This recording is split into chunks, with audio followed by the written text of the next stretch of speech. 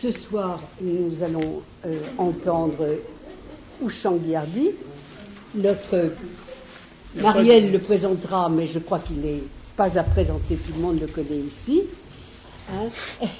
Et il va nous parler ce soir l'intitulé de sa conférence, c'est Réel et jouissance. Voilà, Marielle. Bon, alors donc, comment présenter quelqu'un qui n'est pas à présenter? Puisque c'est ce qu'il vient de m'être dit. Comment faire? Comment s'y prendre? Bon, en réalité, je connais quand même Ushan depuis très longtemps. Donc, je vais quand même vous dire des choses que peut-être vous ne savez pas. Et de toute façon, je vais dire mon point de vue. D'abord, évidemment, je suis très honorée qu'il m'ait demandé à moi de le présenter, premièrement. Bon. Donc, deuxième chose que vous savez peut-être, mais enfin qui, je crois, est extrêmement important, c'est que Ushan a passé les 4 premières années de sa vie en Iran. En Iran. Vous avez oublié ça, mais pas moi.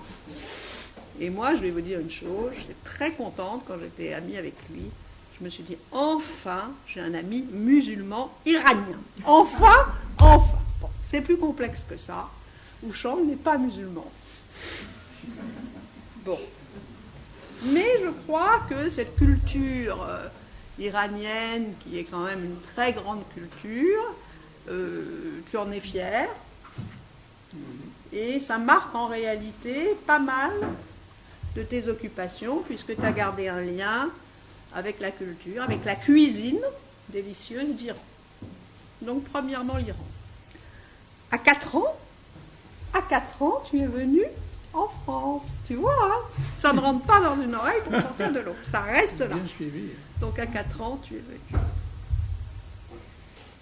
Et, donc, tu fais partie d'une famille fort sympathique, dont j'ai la chance de connaître nombre de membres.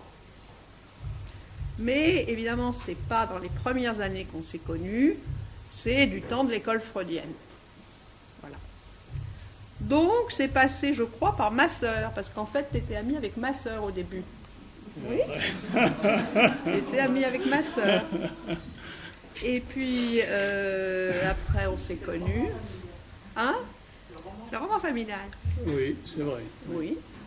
Et un jour, tu m'as téléphoné, tu m'as dit, est-ce qu'on ne ferait pas un séminaire ensemble? Bon.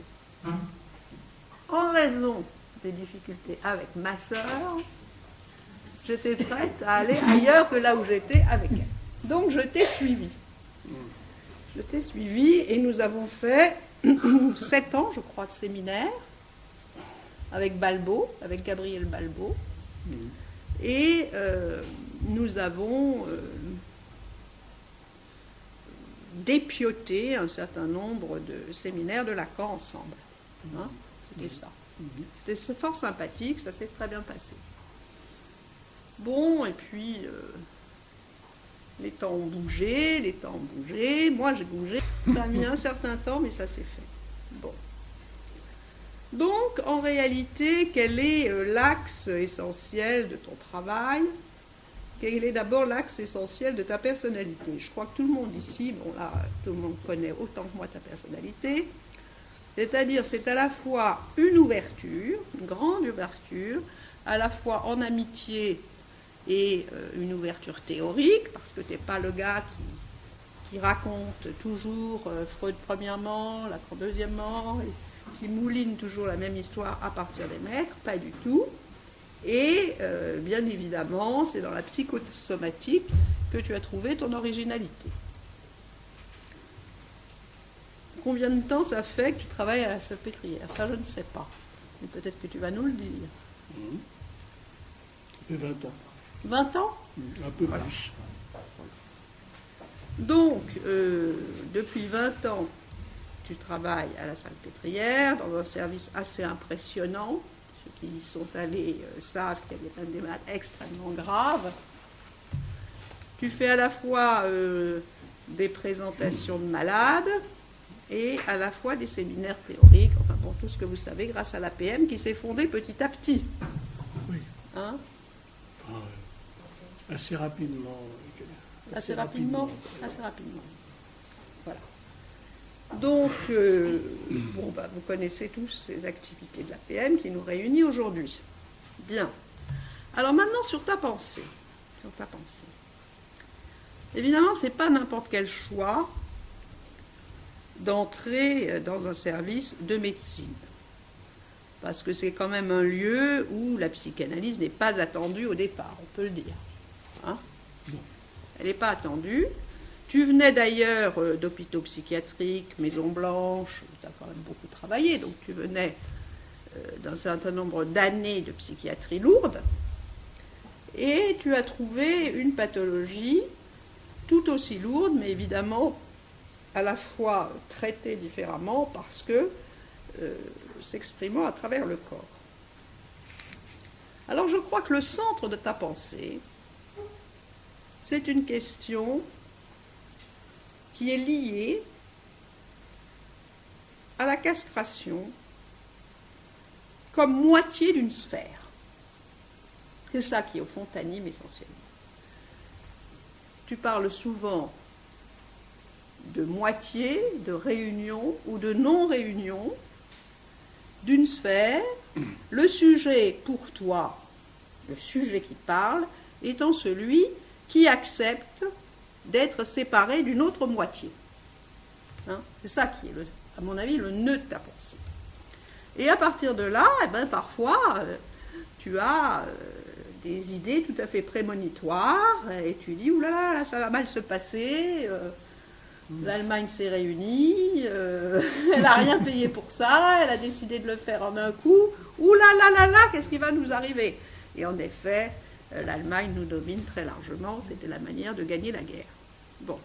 Donc, ce que tu vois, d'une manière très intéressante parfois, au lieu du politique, tu vas aussi l'étudier tout à fait à l'autre bout de la lorgnette, mais enfin tout ça est relié par un entonnoir, hein. Quand on est là, il y a chaque fois une correspondance en haut, et c'est au lieu du réel du corps, que tu vas étudier cette chose-là, quoi. C'est-à-dire comment un sujet peut avoir besoin, pour préserver sa jouissance, de passer par l'expression du corps, comment la médecine va essayer d'éradiquer la formation néo, à la fois, évidemment, en sauvant la vie du malade, mais en même temps, en ne s'occupant pas suffisamment de la pulsion de mort qui a contribué à cette formation, et donc ça se déplace. Hein? Je crois que c'est ça qui est le nœud de l'affaire, dont tu vas sans doute nous parler, donc on ne va pas. Alors, dans le livre, de Cher, auquel je vous renvoie, parce que c'est extrêmement bien, je pense qu'il y a une chose très touchante et très intéressante dans tes articles, c'est que tu utilises la poésie. Hein, c'est-à-dire que ça n'est pas écrit comme un article normal, c'est écrit sur le mode poétique. Et là, je crois que c'est très intéressant sur le fond, mais que la forme aussi est très importante, parce qu'au fond, ça veut dire quoi? Ça veut dire quoi la poésie? Là, je suis allée écouter Yves Bonnefoy au début de la semaine, et il a très bien dit qu'au fond, la poésie, c'était défaire le concept pour retrouver ce qui, dans un mot, est senti et perçu. Hein? Donc, en réalité, tu arrives par ce moyen-là à briser ce qui est pensé à l'avance, qui est conceptualisé à l'avance, pour arriver à trouver ce qui est vécu et vivant par en dessous. Alors, in fine, avant que tu parles et avant que j'intervienne sur ce que tu dises pour essayer de faire quelques associations, je suis venue en métro. Et au métro Saint-Germain-les-Prés, il y a quelque chose de tout à fait étonnant. Il y a des lettres. D'écrivains connus, etc. Des lettres. Et il y en a une de Le Corbusier. Et cette lettre est préalable à un projet de Le Corbusier pour le Palais des Nations qui s'est dressé à Genève. Alors il écrit ça. Donc il commence par dire, bon, dans ce Palais des Nations, il va y avoir un couloir qu'on appellera le couloir de Danzig. Et voilà à quoi ça m'a fait penser. Et il fait quelques petits points comme ça, plein de petits points les uns à la côté des autres. Et voilà, c'est ça la Société des Nations, dit-il. Cette association de tout petits pays ensemble. Mais si on fait tous ces petits pays ensemble, ça va cesser d'intéresser les Chiniens, les Chinois et les Cubains. Je ne sais pas pourquoi ils choisissent cela. Donc, il faut faire autre chose et trouver un principe d'unanimité qui empêchera la bureaucratie de tout détruire. Et à partir de là, il passe à ce qu'il appelle la vie qui passe à travers, et là il fait des ronds. Il fait un seul rond, c'est-à-dire que les petits points se transforment en un seul rond, et il dit, ben voilà, il va falloir regrouper les nations en un seul rond, et comme ça, eh bien, il y aura un regroupement de toutes les nations, et en particulier des nations européennes. Mais les Cubains ne seront peut-être pas contents. Donc ça va se rediviser. Ça va se rediviser. Mais dit-il, si on fait deux partis opposés, il y aura des luttes. Et la vie veut toujours qu'il y ait un vainqueur et un vaincu. Donc il va falloir recommencer le rond, un seul rond, et ainsi de suite, pour que finalement la vie tourne. Et je pense que ça, par hasard, c'est assez dans ta pensée. C'est comme ça un peu que tu inaugures ce que tu as à faire. Voilà. Alors, c'est toi qui parles, et puis on va discuter. Bon. Eh bien, un grand merci à Marielle qui a une vision effectivement toujours très, très spécifique, hein, un cheminement. Bon, il n'y a pas de micro et j'ai le comble pour une voix, j'ai une voix sourde, il paraît, mais je vais essayer de parler un peu fort. Puisque Marielle m'a lancé là-dessus, je reprends 3 petits points. Psychosomatique, je ne me mets pas là sous ce terme, puisque d'ailleurs psychosomatique, je dis dans un de ces livres-là, c'est à nouveau faire la disjonction entre l'esprit et le corps, en voulant l'effacer, et que je crois que ça, il faut le passer au-delà. Non, moi, ce que j'ai voulu faire dans tout ce cheminement, c'est qu'au bout d'un certain temps de psychanalyse, dans le milieu analytique, je me suis rendu compte, je me suis rappelé que j'avais fait médecine. Très bizarre. Et que la question du corps, j'ai essayé de la reprendre alors c'est ni la médecine, ni la psychosomatique, mais c'est la question du corps et de la psychanalyse qui... bon. Et puis, d'autre part, je vous dis un secret encore, c'est que moi, je me considère comme un théoricien, à vrai dire. Je fais beaucoup de cliniques, parce que la clinique, c'est ce qui permet à la théorie de ne pas trop délirer. Et je crois qu'il faut passer son temps à faire l'aller-retour clinique-théorie. Alors, quand j'écris comme ça, sous forme dite poétique, que certains n'arrivent pas à lire, certains adorent, mais d'autres ne peuvent pas lire ça comme ça, pour moi, c'est pas de la poésie, c'est un rythme, en effet, c'est certains mots qui deviennent... c'est une scansion, et c'est comme ça que j'écris toujours pour moi. Et alors, pour aller tout de suite au bout de l'exposé, je n'irai sans doute pas.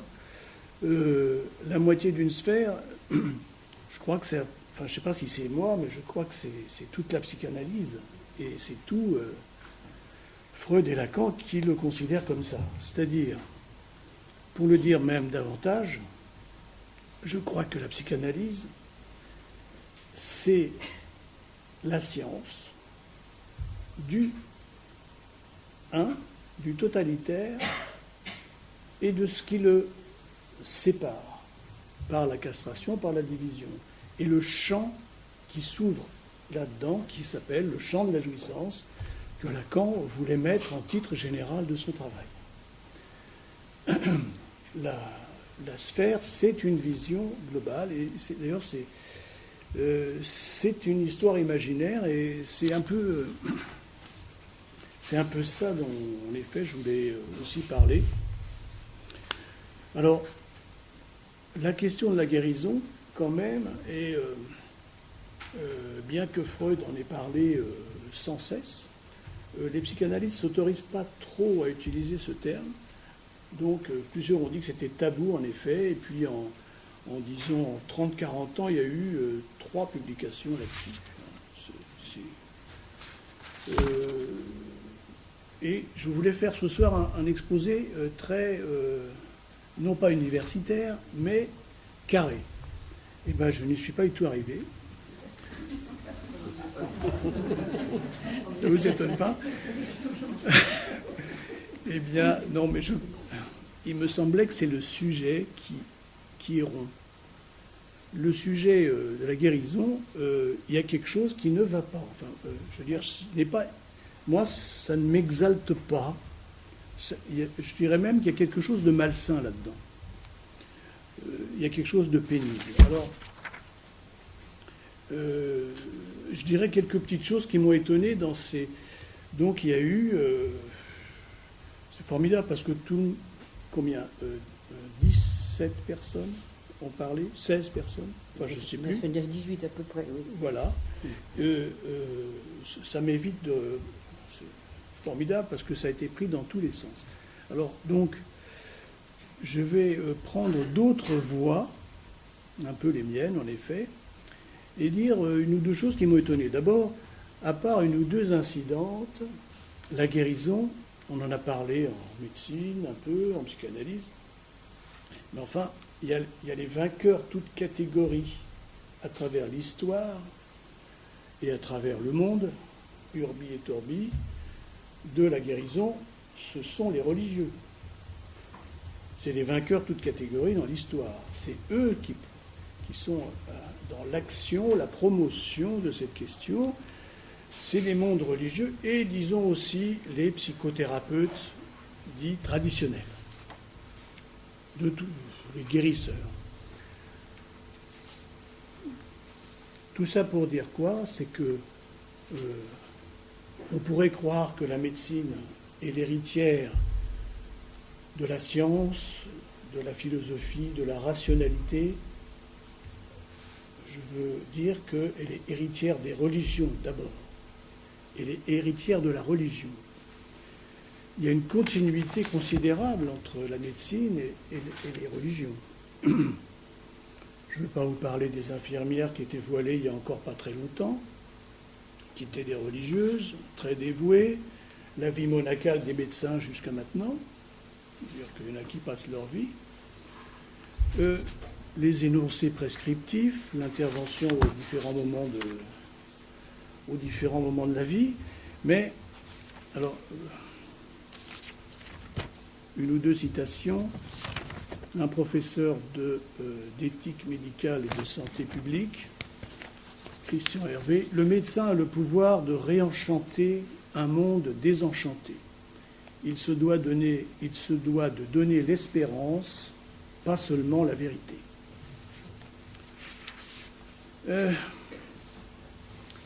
Alors, je ne veux pas développer spécialement les formules incantatoires, les rituels, l'utilisation des traits colorés qui sont magiques ou les différents miracles, les potions, les prières, la soumission à l'autre.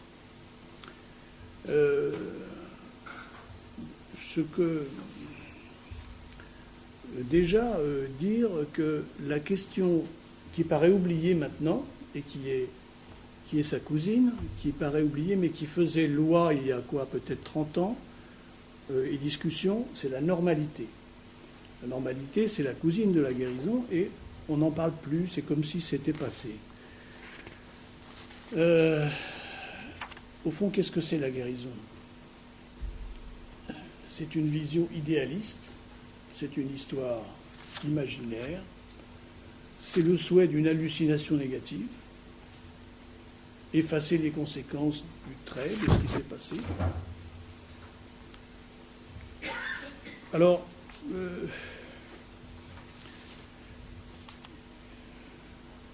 on arrive parfois à l'hallucination négative. Alors, ce qui complique un peu l'affaire, c'est que la psychanalyse et la médecine, quoi qu'on se gargarise, sont dans un même bateau. C'est ça qui est bizarre. Et c'est ça qui est intéressant et gênant, sauf que la psychanalyse passe son temps à essayer de tricoter ces différences fondamentales, parce qu'il y en a. Et toutes les psychothérapies sont du côté de la médecine, ce sont des paramédicaux, ce sont les vassaux du fonctionnement médical. Et il y a même des batailles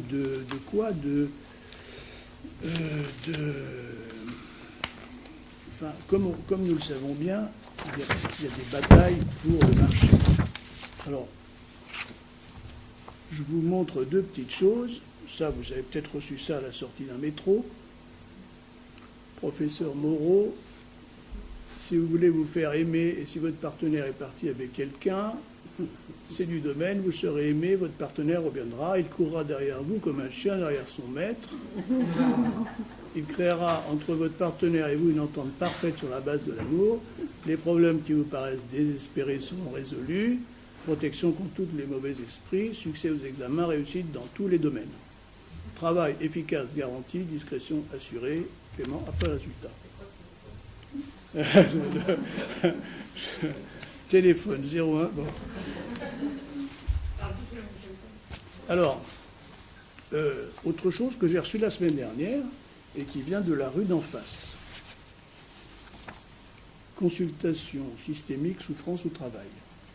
Avec le soutien de la mairie de l'association des médecins du 6e arrondissement. Alors, burn-out, stress, dépression, conflit, savoir dire non, stress post-traumatique, troubles anxieux, addiction, doute, procrastination, angoisse, phobie. Tout y est. Pour vous inscrire, répondre, et là, c'est plus chic que l'autre carte, c'est quand même, il y a de la couleur. Alors, plus de 8 participants sur 10 déclarent pouvoir envisager de recommander à leurs patients une thérapie systémique telle que présentée au cours de la soirée. Alors, la magie et la médecine font bon ménage, prescription de traits. Bon, vous allez voir où je vais en venir quand même. Bon, en tout cas, c'est pour dire que la guérison n'est pas et ne sera certainement pas un concept analytique. Parce qu'il est structurellement dans la confusion et le mélange. Que dit Lacan? La guérison, c'est une demande. C'est une demande qui part de la voix du souffrant, d'un qui souffre dans son corps ou de sa pensée. Et il s'étonne qu'à cette demande soit fournie toujours une réponse. Gérard Haddad disait que Lacan recevait les gens en demandant « De quoi souffrez-vous » Donc c'est une demande qui s'adresse à un système imaginaire assez vaste. Et qui vise quoi? Un idéal, mais pas n'importe lequel, ça vise un moi idéal. C'est une des formes, la guérison, c'est une des formes de l'idéal, avec la normalité et avec la vérité. Puisque c'est notre sujet, ça dépend comment on l'envisage. Alors, derrière l'idéal, naturellement, il y a derrière les leurres de l'idéal, c'est là qu'on a tout le développement D'abord dire que la demande, derrière la demande, d'abord, je veux dire, il y a le transfert. Le transfert, ça dépend. Quel transfert? Ça dépend de la situation du sujet. Ce n'est pas tout à fait la même chose selon les positions dans la structure, disons. Nous avons, quand quelqu'un est quand même tout à fait dévasté, impuissant, blessé, en danger de mort, l'appel à l'autre, le transfert à l'autre n'est pas généralement le même, mais il n'est pas le même selon les structures. L'appel à l'autre devient appel au grand autre. Pas le cas pour tout le monde. Et à partir de là, l'être humain étant tel qu'il est, et que sa pente savonneuse va vers la position justement idéale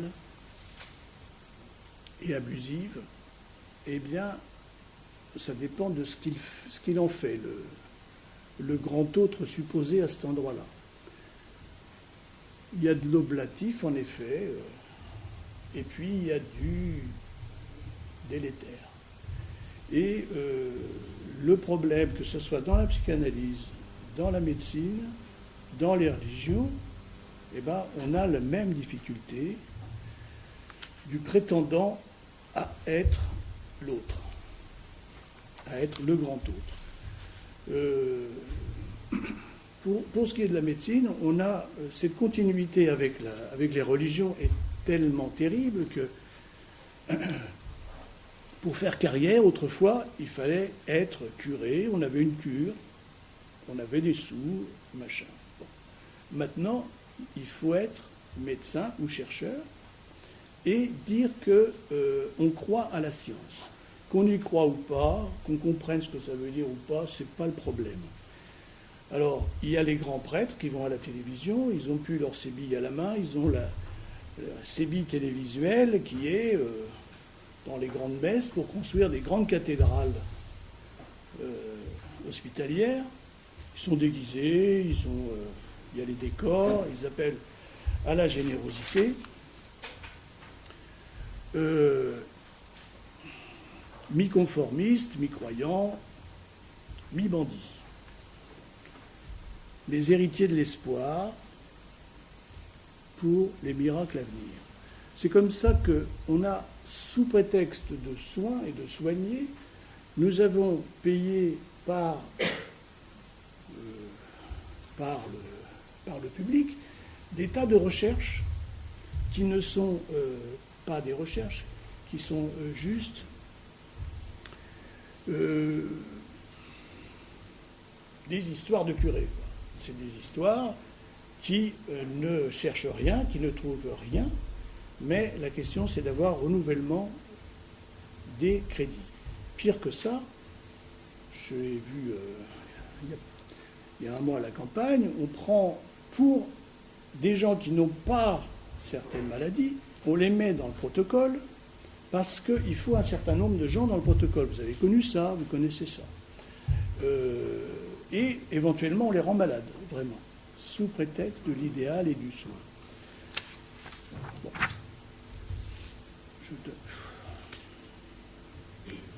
D'autre part, la tendance à la médicalisation extrême, n'importe quelle histoire d'angoisse ou n'importe quelle glande qui grossit, qui rétrécit, il faut le dépister. Nous vivons dans ce monde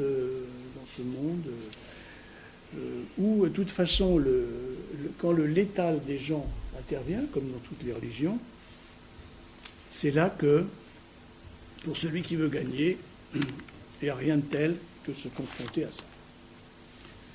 Alors, est-ce que la guérison, alors, pour essayer d'être carré, je vais parler un petit peu de topique, un peu d'économique. Vous savez que même Freud trouvait que l'économique, on n'en avait pas suffisamment, lui-même, on n'avait pas suffisamment parlé. Alors, par exemple, il y a des maladies, un certain nombre de maladies, eh bien, on enlève une dent, on enlève un appendice, on enlève quelque chose, on retire le site coupable, soi-disant. C'est-à-dire ce que je me permettrais d'appeler bouc émissaire sacrificiel. On l'enlève, l'autre petit morceau, le morceau qui est atteint du mal, on l'enlève. Mais est-ce que c'est ça? Est-ce que c'est ça, guérir? Dans certains cas, ce n'est pas tout à fait ça, c'est même une faute professionnelle. Je passe un petit peu parce que dans le fait de guérir, il est aussi très étonnant qu'on ne parle quasiment jamais de ce qu'avait aussi avancé Freud en parlant de la haine dans la vocation médicale. Parce que tout amour, oui, pas que. Et par exemple, dans les histoires de demandes d'euthanasie de manière récurrente qui reviennent, on n'envisage jamais la haine. Certains envisagent la dépression, la mélancolie, la douleur, et encore, est-ce que la mélancolie est suffisamment envisagée? Et la haine de la famille. Enfin, moi, j'ai eu à l'hôpital des gens qui voulaient oxyre le paternel. Voilà, c'était... ça se dit, ça se pense ou pas. D'autre part, on parlait, est-ce qu'un déplacement... un déplacement est guérison? On ne peut pas éternellement passer sous silence que ce n'est pas une guérison, un déplacement, et qu'on passe son temps. Bon. Alors, je suis content, j'ai avancé un peu vite.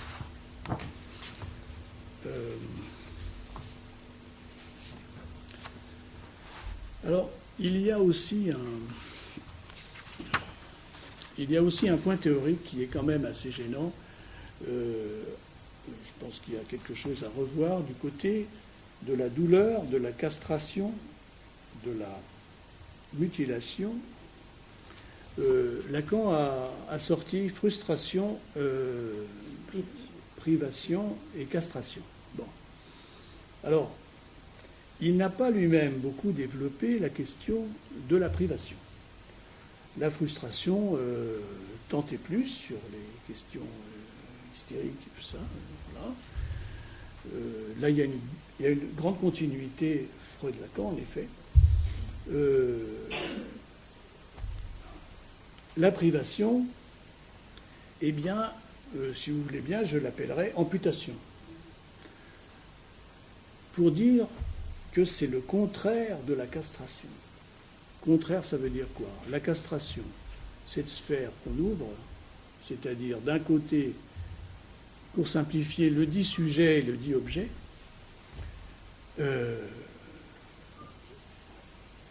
ça permet une ouverture, ça permet le mouvement, qu'il soit physique ou qu'il soit psychique, ou à travers sur les signifiants, tandis que l'amputation, c'est quelque chose qui soit ou physique ou psychique, qui justement empêche ces possibilités, ne les permet pas, les ferme.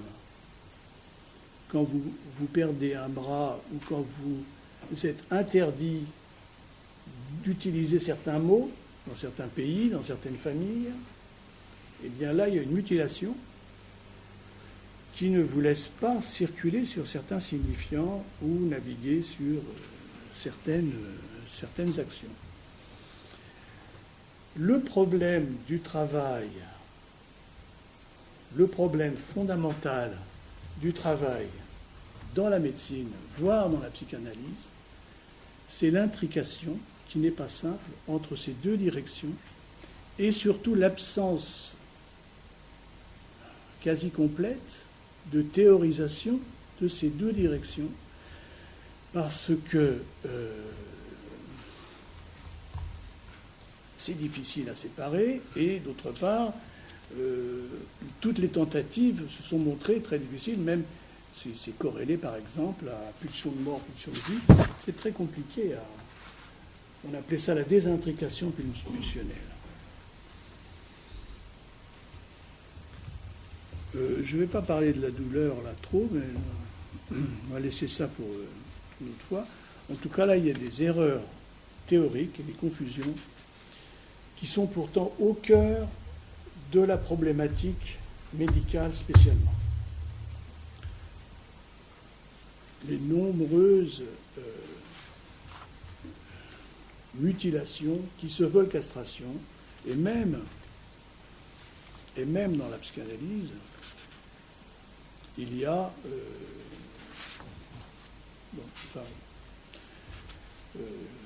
il y a même des psychanalystes qui disent que, eh bien, ils pratiquent la castration. Est-ce que la cure doit consister à pratiquer des castrations? Bon. Alors, donc, à ce moment-là, parlons de l'autre partie, de l'objet, puisque Lacan insiste que c'est sa seule trouvaille, sa seule création. L'objet, son unique découverte. Alors, on dit l'objet petit a. Pourquoi on dit petit d'ailleurs? Pourquoi l'objet serait petit et que à ce moment-là, le moi, il est grand?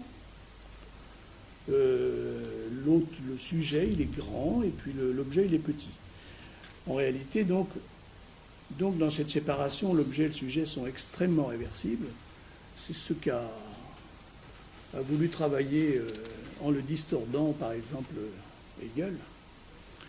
Mais pour ce qui est du symptôme, on va essayer d'être un peu plus clair, pour ce qui est du symptôme, tout l'effort du sujet, ou de l'inconscient du sujet, ou de sa structure, c'est de trouver, ou de désigner, ou de créer un objet, un tenant-lieu, un représentant, un responsable, pour établir là justement une séparation et des bords entre lesquels la jouissance peut exister. Une différence. Alors que la médecine est obnubilée par la disparition du symptôme et la psychanalyse n'est pas totalement indemne de ça. Alors est-ce que, disait Topic, est-ce que le traitement doit se résumer à l'effacement du lieu de jouissance et de prolifération du réel?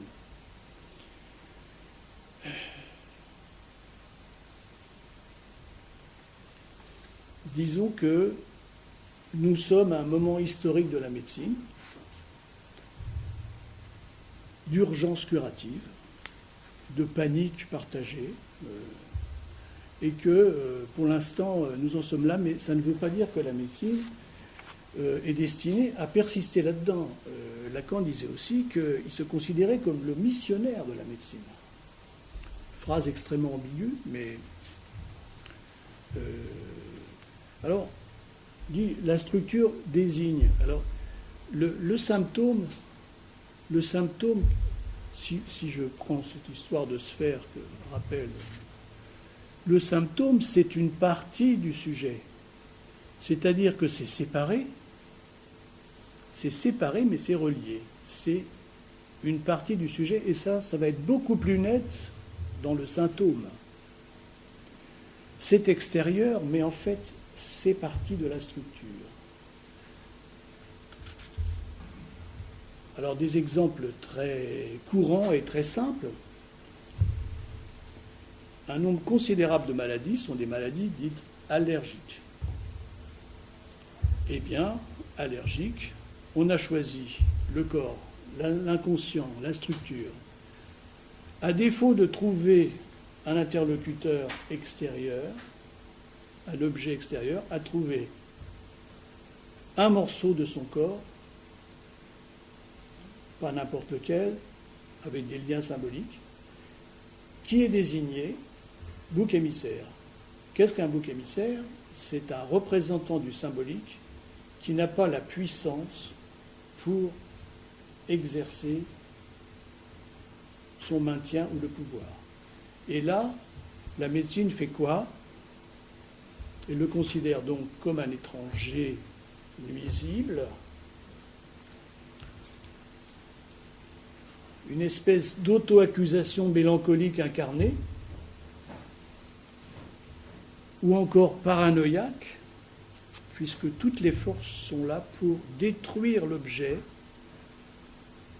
Et si la médecine obsessionnalise tout, son fonctionnement est la paranoïa.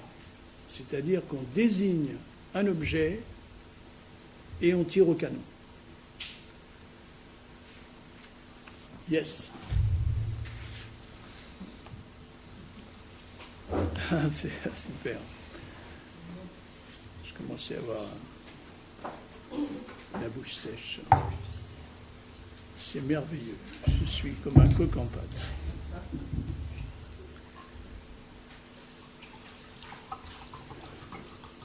Donc, merci beaucoup.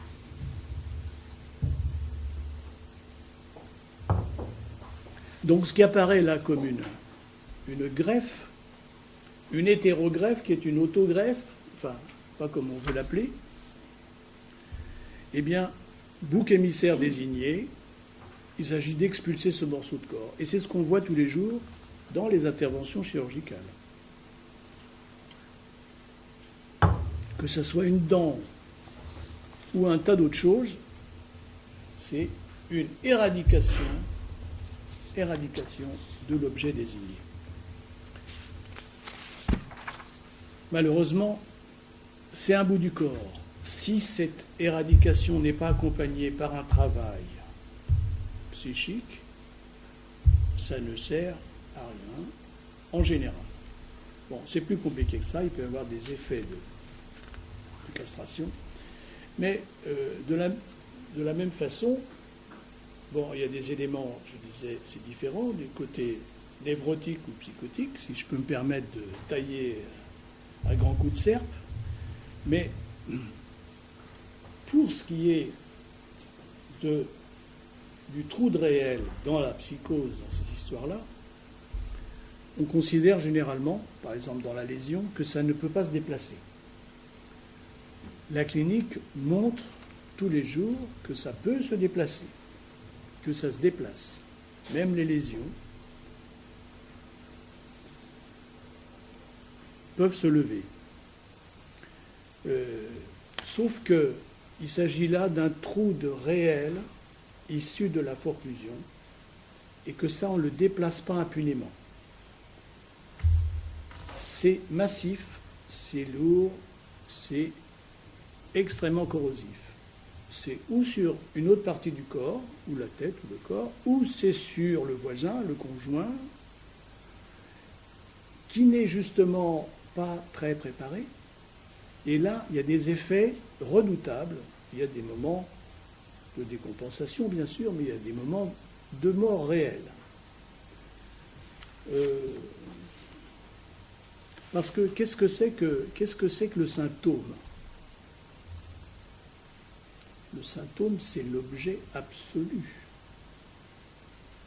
C'est l'objet absolu de celui qui, enfin, est placé en grand autre avec cet objet.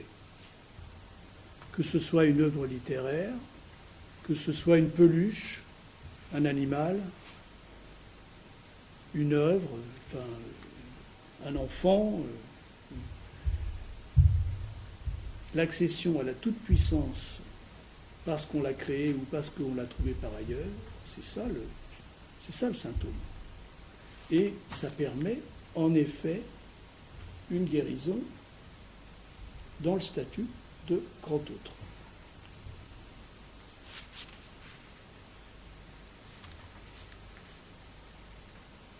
Ça fascine d'ailleurs certaines écoles analytiques. D'ailleurs, on voit à certains moments, par exemple dans l'enfance ou dans l'avancement en âge, eh bien, on s'oriente plus vers les animaux, les plantes, les enfants, si je peux me permettre. Parce que qu'est-ce que c'est qu'une plante, par exemple? Mais c'est un objet absolu, parce que personne ne vous dit rien, vous pouvez lui faire ce que vous voulez. Vous pouvez le couper, vous pouvez le massacrer, vous avez tout pour vous. Et par rapport à la vie citadine, où il y a tous les 2 mètres quelqu'un qui vient vous marcher sur les pieds, la campagne, vous pouvez marcher sur l'herbe, vous pouvez la détruire, il n'y a aucun problème. La glorification de la terre, peut-être que... Là, on a l'étendue de la puissance, la liberté de mouvement, de l'acte simple. Voilà. Tout ça pour arriver à l'économique, dans lequel les maladies apparaissent comme où ça manque à jouir, où la jouissance est trop intense, et généralement non choisie. L'économique, c'est trop ou pas assez.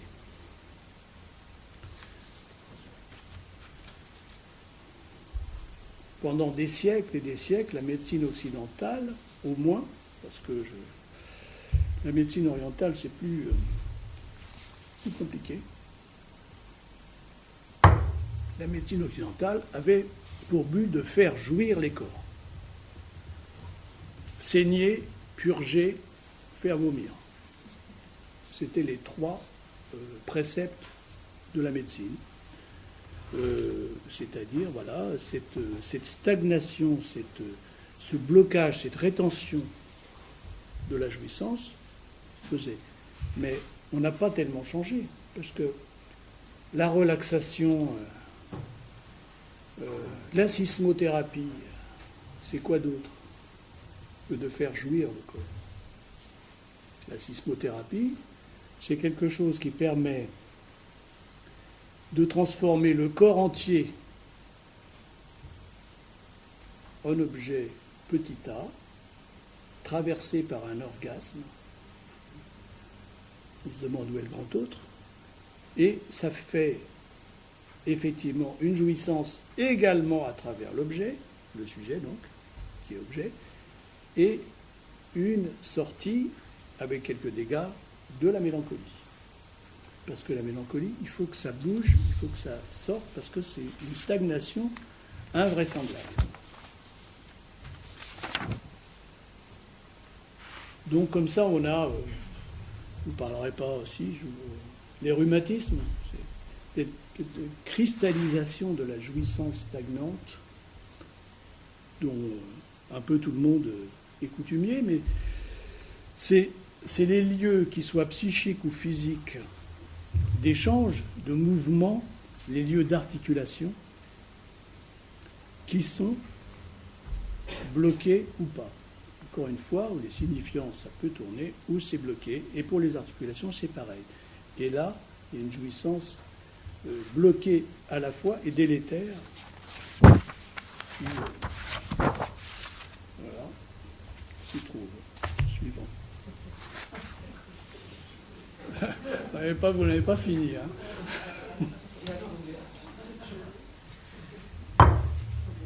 J'en ai enlevé les 3 quarts tout à l'heure. Pour le dire, je ne sais pas si c'est plus concrètement, mais la guérison, donc on en a parlé en général, en théorie, ou bien selon des cures. Mais très bien, mais la guérison ou le soin ou le travail n'est pas le même selon les structures, selon les positions structurales. Les positions structurales semblent avoir sombré avec le mépris envers la nosographie il y a 30 ou 40 ans. Mais quand même, un sujet singulier, il se place dans certaines configurations structurelles. Et les activités ne sont pas les mêmes selon les structures. D'ailleurs, le séminaire de l'année prochaine, le jeudi soir, si je me souviens bien, sera organisé toute l'année là-dessus. Bon. Par exemple, je parlais des moments de forclusion de réels massifs, trouants dans les configurations psychotiques. Eh bien, c'est pas du tout la même chose. Ce réel blessant, massif, avec la capacité de seulement quelques petits bouts de métonymie, pas plus, dans une emprise imaginaire considérable, c'est pas du tout la même chose que des symptômes qui se présentent dans une configuration névrotique, avec des capacités très importantes de substitution et de métaphore.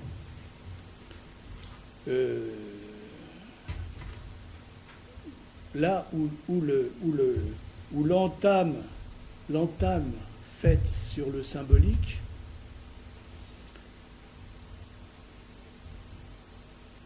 avec des échappées imaginaires qui sont inhérentes mais pas aussi massives, on peut les remettre en circulation vers la reconstruction ou la construction d'un nœud borroméen qui se tienne avec ces éléments.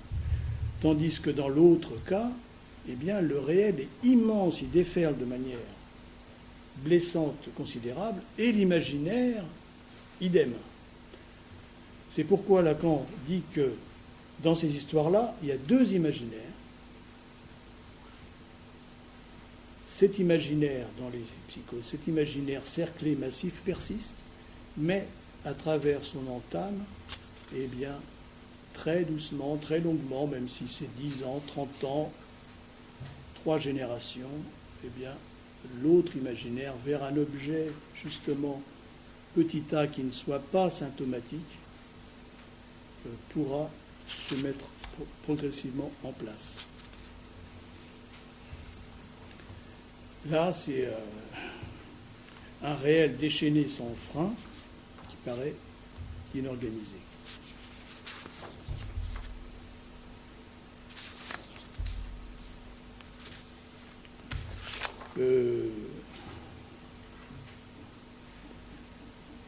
La mélancolie, on la voit peut-être pas tous les jours, mais c'est quelque chose qui est extrêmement utile dans les théorisations psychiatriques et analytiques. C'est quelque chose qui nous fait voir un peu l'extrême et qui est extrêmement utile. Et notons que, bon, maintenant il y a bipolaire, ça permet de noyer le poisson, mais déjà avant, pendant quelques décennies, ce qui permettait de nettoyer le poisson, ouais, c'était qu'on ne parlait plus de ce qui est le cas et ce qui était bien avancé par les psychanalystes et par Henriet, qui a été quand même celui qui a posé la psychiatrie qui n'a pas été dépassé apparemment, c'est que la mélancolie, c'était la douleur morale, la pire des douleurs. Après, la douleur ne pouvant être traitée comme ça, les laboratoires, les psychiatres ont dit « Ah ben non, c'est l'humeur, c'est la thymie. » La thymie pour ne pas dire la douleur. Et maintenant, c'est encore, il y a plusieurs catégories de machin, mais qu'est-ce que la douleur? D'où vient la douleur? Elle vient de l'effacement du sujet. De l'effacement du sujet, du désir et de sa castration.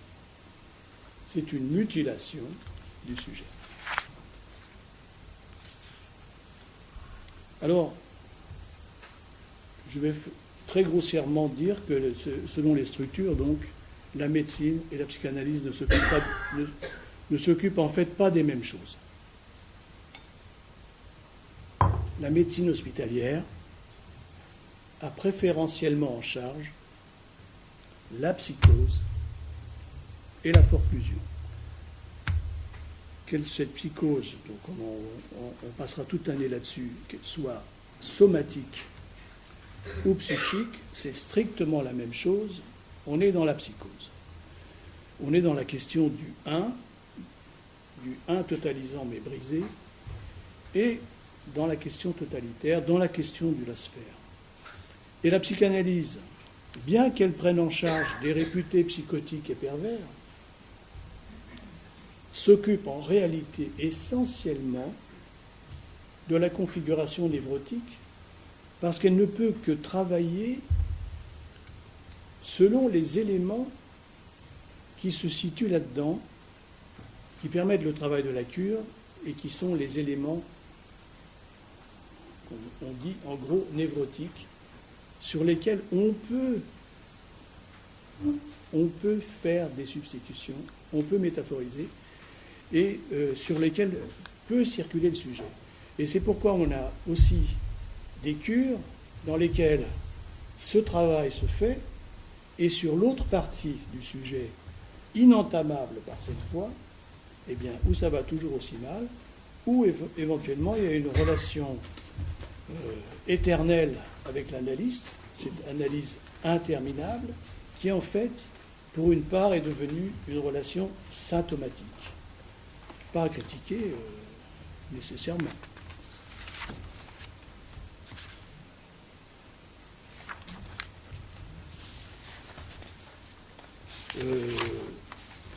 Un petit peu sur les dits toxicomanes, parce que les toxicomanes, comme on le... je sais pas, est-ce qu'on le sait ou pas, ça concerne la douleur. Ça concerne la douleur. C'est une histoire de douleur. Et les produits d'automédication utilisés par les toxicomanes, entre guillemets, sont des antalgiques, surpuissants, parce que la douleur est surpuissante. Et le premier poste mondial, licite et illicite du commerce, ce sont les antidouleurs. Les antidouleurs, les antalgiques, qu'ils soient légaux et vendus comme ça, ou qu'ils soient le circuit mafieux.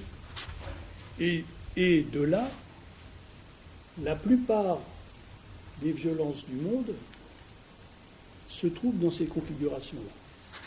Juste un incident dont je parlerai plus tard, je voudrais aller un peu plus loin. Quelle heure est-il? Oui, 5. Oh, c'est formidable.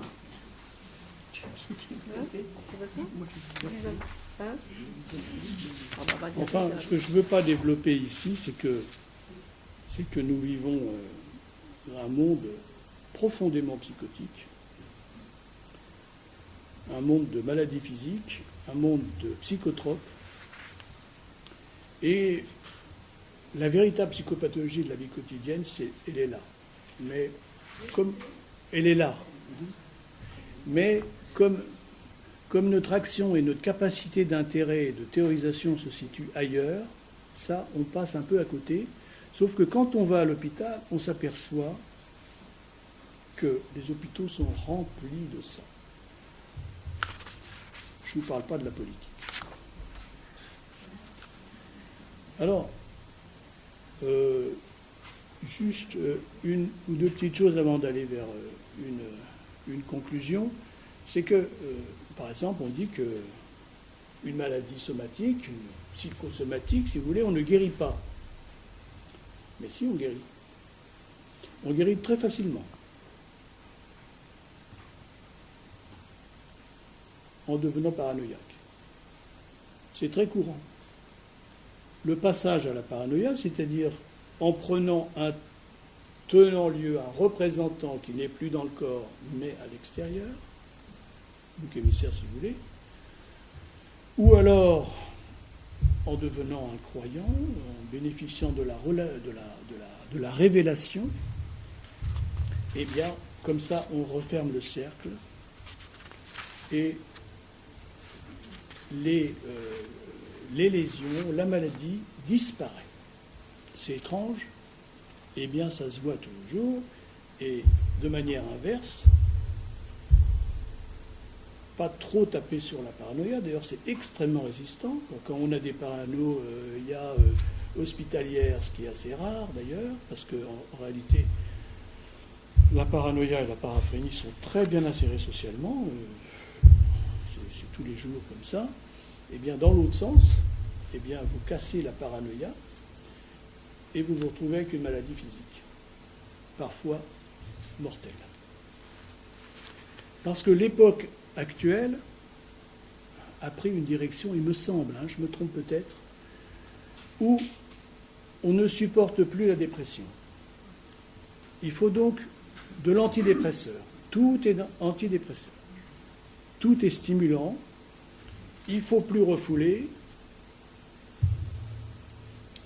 Le premier généraliste, vous lui dites bonjour, il vous donne des antidépresseurs. Le premier médecin à l'hôpital, il suppose que vous êtes dépressif, il vous donne un antidépresseur. Alors non seulement des antidépresseurs, mais on donne des énivrants. Par exemple, il est conseillé de boire de l'alcool. Socialement, il est conseillé de boire de l'alcool. Il est conseillé d'être ivre. Par contre, le tabac est diabolisé. Le tabac est un désénivrant, comment dire, ça augmente, ça accentue l'activité mentale. Le tabac, ça ne rend jamais ivre, mais ça, c'est diabolisé. C'est-à-dire que là, on estime qu'il faut sortir de la mélancolie, il faut aller dans le faire, et naturellement, qu'est-ce que ça donne? L'extension de la paranoïa. On sort du désarroi et on appelle ça la crise. La crise. Vous voyez, je fais assez vite. Qu'est-ce qu'une praxis, demande Lacan? C'est une action qui permet à l'homme de traiter le réel par le symbolique. C'est comme ça, il a dit ça comme ça. Et le ressort fondamental de l'acte analytique, c'est le maintien de la distance entre le I et le petit a.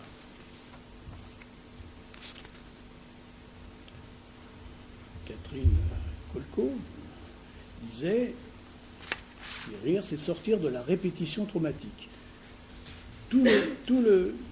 Si nous parlons de guérison dans un terme de transformation, c'est quand même quelque chose de cet ordre-là, de sortir, et par quel moyen, de cette répétition mortifère perpétuelle. La guérison, ce n'est pas aller à des renoncements pulsionnels ou de faciliter la réaction ou de finir l'analyse en tant que perversion, ce qui est théorisé dans certaines écoles, et non des moindres, je tiens à le répéter. Ce n'est pas non plus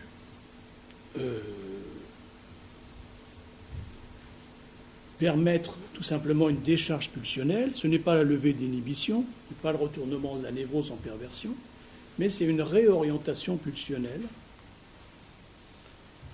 Et elle se fait comment? On n'a rien inventé, ça se fait par modification des lignes successives de pulsions secondaires.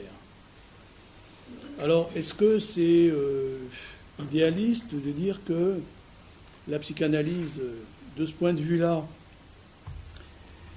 est un mouvement de civilisation, une œuvre humanisante, Kulturarbeit, un chemin d'extension? En tout cas, est-ce qu'on peut soutenir que guérir par la psychanalyse, ça serait permettre à sa haine de se déployer? Est-ce que c'est ça? Est-ce que ça serait ça? Lacan voulait, disait-il, que ce qu'il espérait, c'était par la psychanalyse un autre rapport social. À voir les psychanalystes, c'est encore un peu de travail.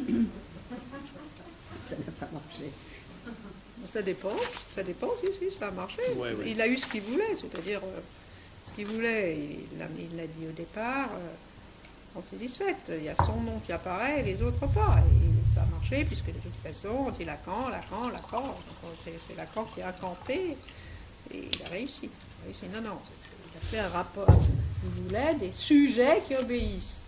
Et qui obéissent à quoi? À dire Lacan. Et il l'a eu. Bon, c'est un peu dur. Bon. Non, c'est pas un peu dur, c'est vrai. Mais c'est comme ça, c'était clair et net. Bon, là, il y a toute une... Voilà. Hein? Ah bah absolument. Alors, eh ben oui, non mais je ne dis pas le contraire. Hein. Tout le monde n'avait pas son génie et donc parce qu'il avait un génie, c'est son nom qui devait sortir. Mais je veux dire, il l'a pas... Il n'y avait rien à dire, il l'a dit dès le départ. On y arrivait, on le savait. Enfin, il y en a qui ne se sont pas laissés faire. Alors, allons-y. Juste, je termine pour justement pouvoir parler. Je suis content que ça puisse émerger comme ça. Donc, est-ce que pour nous, la guérison, ça veut dire un arrêt de la mutilation? C'est une question. Pourquoi l'accession aux phases successives que j'appellerais de latence, parce que ce n'est pas seulement à 10 ans qu'il y a une phase de latence, il y a à chaque fois qu'il y a une transformation de la vie. On a la retraite, on a l'accession à un poste, un mariage, un décès, machin. Et à chaque fois, donc là, se passe une possibilité de rupture, de décompensation, de bascule, et en même temps, un moment possible d'assomption, si c'est aidé, organisé, un moment d'accession, de différence, de capacité, de responsabilité, parce que le sujet, être sujet, quand même, c'est un effort. On peut le dire, c'est un effort, c'est une épreuve, c'est une douleur, c'est un combat. Alors, il y a un truc un peu étrange chez l'être humain, enfin, il y en a des trucs étranges, c'est comme, alors pour revenir à cette question, comme la nécessité de cette alternance.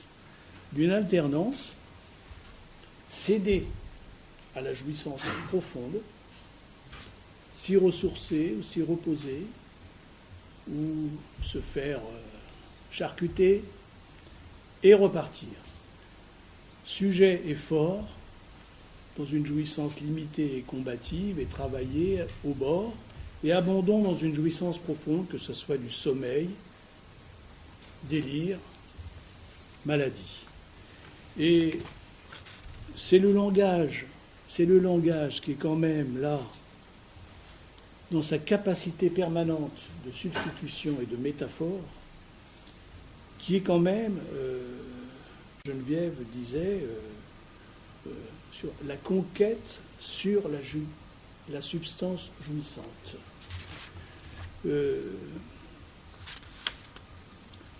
Alors, l'ergaison de surcroît, c'est peut-être au-delà de ce qu'on croit, c'est dans peut-être ce qui tend à croître, hein, et le désir du psychanalyste, c'est peut-être être non pas accro, mais accroché à la vérité des rencontres, toujours nouvelles,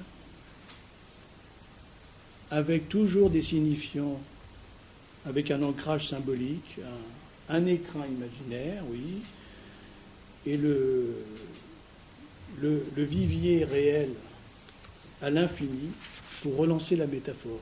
C'est peut-être ça le désir de l'analyste, et ça rejoint peut-être les religions aussi, du genre, eh bien, croissez et multipliez.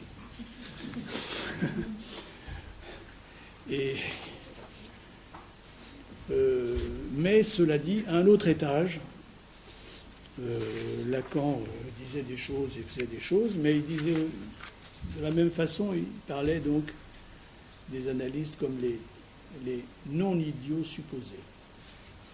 Effectivement, ça serait un autre étage dans la marche du monde. On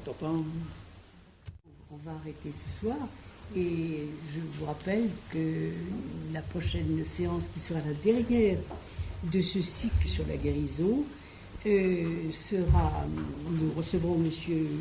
Mustapha Sarflon, qui nous parlera de... Alors attendez, le titre de ce qu'il a proposé, c'est la guérison, qu'est-ce qu'on peut en savoir et qu'est-ce qu'on peut en dire. Voilà, et c'est maintenant j'ai plus la date en tête, mais c'est le 2e jeudi du mois de juin sans doute, hein, ça va être le... Oui, vers le 12. Le 12, c'est ça? Voilà.